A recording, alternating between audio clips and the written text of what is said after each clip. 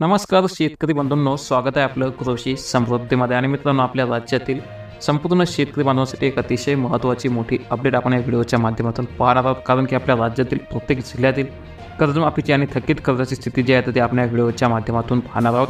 आणि सध्या आपण बऱ्याचशा घोषणा आश्वासने पाहिली असतील की आपल्या राज्यातील शेतकऱ्यांना संपूर्ण कर्जमाफी. तर यासाठी आपल्या राज्यातील कोणत्या जिल्ह्यातील किती शेतकरी जे आहेत थकबाकीदार आहेत आणि त्यांच्यासाठी किती कोटी रुपयांची कर्जमाफी होणार आहे, कर्जमाफीचा एकंदरीत खर्च काय आहे, तर याविषयीची संपूर्ण आकडेवारी सध्या समोर आलेली आहे. कारण की आपल्या राज्यस्तरीय बँकर्स कमिटीकडून आता आकडेवारी जाहीर झालेली आहे आणि तीच आकडेवारी आपण या व्हिडिओच्या माध्यमातून पाहणार आहोत. आणि यामध्ये जो संपूर्ण कर्जमाफीसाठी होणारा खर्च आहे तो सुद्धा आपल्या लक्षात येणार आहे. तर याचं एक सर्वात मोठं महत्त्वाचं कारण म्हणजे की आपल्या राज्यामध्ये दुष्काळ, महापूर, अतिवृष्टी अशा नैसर्गिक आपत्तीसह जो हमीभाव आहे, तर या हमीभावाच्या प्रतीक्षेमध्ये शेतकरी सध्या अत्यंत अडचणीत असल्याची वस्तुस्थिती आहे. आणि विशेष म्हणजे की सध्या आपल्या राज्यातील 1,31,00,000 शेतकऱ्यांपैकी 15,46,379 शेतकऱ्यांच्या डोक्यावरील बँकांचं कर्ज थकलेलं आहे. म्हणजेच की एकूण पाहू शकता 15,46,379 शेतकऱ्यांचं जे कर्ज आहे ते थकीत आहे. म्हणजे की हे तेवढे शेतकरी जे आहेत ते थकबाकीदार आहेत. आणि या शेतकऱ्यांकडे विविध बँकाचं एकूण 30,495 कोटींचं कर्ज थकीत असल्याचं आता राज्यस्तरीय बँकर्स कमिटीतील समोर आलेलं आहे. तर या आकडेवारीनुसार जे समोर आलं आहे त्यामध्ये पाहायचं झालं तर आपल्या राज्यामधील भंडारा, चंद्रपूर, गडचिरोली, लातूर, पालघर, त्यासोबत रायगड, रत्नागिरी, सिंधुदुर्ग आणि वाशिम या 9 जिल्ह्यातील शेतकऱ्यांकडे 56 ते 200 कोटीपर्यंत थकबाकी आहे. आणि उर्वरित 27 जिल्ह्यामधील शेतकऱ्यांकडे जर पाहायचं झालं तर 400 ते 2,857 कोटीपर्यंत त्यांचं थकबाकीचे जे प्रमाण आहे तर ते आहे. आणि त्यामध्ये आपलं जालना असेल, बुलढाणा असेल, परभणी असेल, पुणे, सोलापूर, नांदेड, यवतमाळ, वर्धा, धाराशिव, नाशिक, नागपूर, त्यानंतर कोल्हापूर, धुळे, बीड, अमरावती, छत्रपती संभाजीनगर या 17 जिल्ह्यातील शेतकऱ्यांची सर्वाधिक थकबाकी असल्याचंही या आकडेवारीमधून दिसून येत आहे. आणि सध्या बँकाकडून थकबाकीदार शेतकऱ्यांना कार्यवाहीच्या नोटिसा ज्या आहेत त्या पाठवल्या जात आहेत. वसुलीसाठी बँकांचे अधिकारी देखील थकबाकीदार शेतकऱ्यांचा दरवाजा जो आहे तो ठोठावत आहेत. आणि दुसरीकडे खाजगी सावकाराकडूनही तगादा सुरू आहे.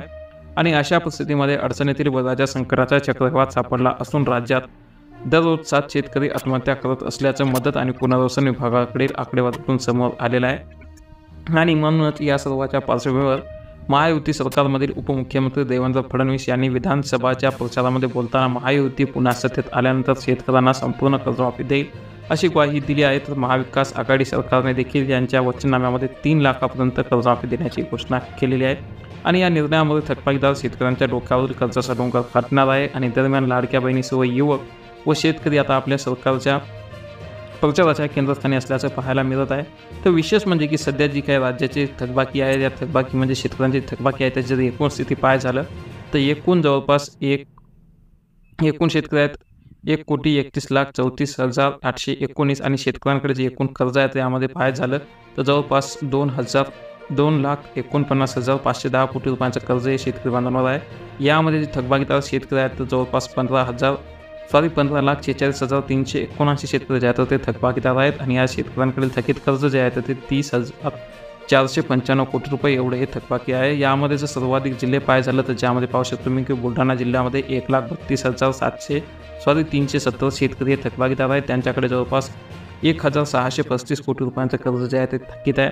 त्यानंतर बुलढाणा जिल्ह्यामध्ये सुद्धा तुम्ही पाहू शकता जवळपास 1,09,502 शेतकऱ्यांकडे 1,048 कोटी रुपयांची थकबाकी आहे.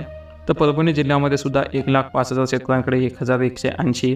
त्यानंतर पुणे, नांदेड, यवतमाळ, वर्धा, सोलापूर, धाराशिव, नाशिक, नागपूर, कोल्हापूर, धुळे, बीड, छत्रपती संभाजीनगर, अमरावती अशा प्रकारे या जिल्ह्यामध्ये जे आहे तर ते कर्जमाफीची आकडेवारी तुम्ही पाहू शकता. जी काही समोर तुम्हाला जो जिल्हा समोर दिसेल तर जिल्ह्याच्या समोर जे आकडे दिसत आहेत ते सुरुवातीला शेतकऱ्यांची संख्या आहे आणि त्यानंतर जो आकडे आहेत तर त्यामध्ये आपल्या शेतकऱ्यांकडे किती कर्ज आहे याबद्दलची माहिती देण्यात आलेली आहे.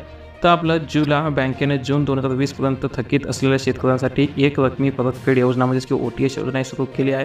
परंतु महत्त्वाचं म्हणजे की याची एक रकमी म्हणजे OTS योजना असते त्या योजनेला जास्त प्रतिसाद मिळत नाही.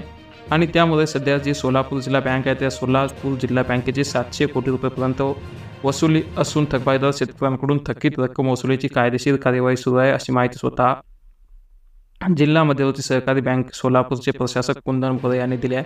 तर आपल्या जास्तीत जास्त मित्रांना ही माहिती नक्की शेअर करा. त्यासोबत आपला कुठला जिल्हा हे नक्की कमेंट करा जेणेकरून आपल्याला सुद्धा या संदर्भात माहिती पाठवली जाईल.